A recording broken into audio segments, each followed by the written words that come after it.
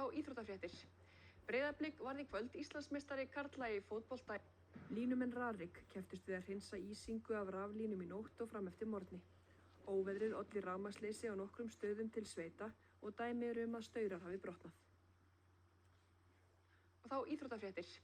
Breiðablik varð í kvöld Íslandsmeistari karla í fótbolta í annað sinn og í fyrsta sinn í 12 ár og það þrátt fyrir að eiga ekki leik í bestu deildinni í kvöld. Forskot Blika var orðið svo mikið að ef Víkingur ynni ekki Stjörnuna yrði Breiðablik Íslandsmeistari án þess að spila, sem varð raunin. Það var því ljóst fyrir leik Stjörnunar og Víkings í Garðabænum í kvöld að ekkert annað en Víkingssigur gat komið í veg fyrir að Blikar yrðu meistarar í kvöld. Og Víkingur komst yfir í kvöld því Karl Friðleifur Gunnarsson kom Víkingi 1-0 með marki á 60. mínútu. En Stjörnumenn voru svo sannarlega ekki að baki dottnir. Og aðeins 3 mínútum eftir Víkingsmarkið hafði Óskar Örn Hauksson jafnað leikinn fyrir Stjörnuna í 1-1.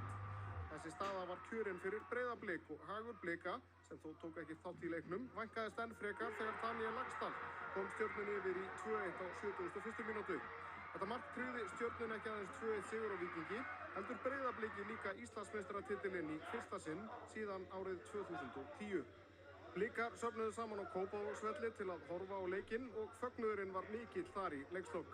Lýstu bara aðeins fyrir með tilfinningunni, hvernig að verða Íslandsmeistari í kvöld? Hún bara góð og fyllilega verðskulduð. Hvað skilaði ykkur titlinum?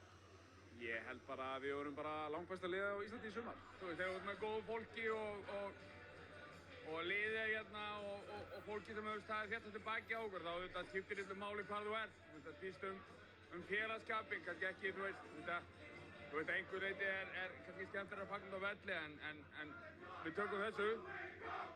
Þið náttúrulega eru langt besta liði í sumar. Hvað er það sem að skilar ykkur þessum titli? Mér langar að segja að kannski það að við létum í raun og veru vonbrigði seinasta árs. Ekki skilgreina okkur.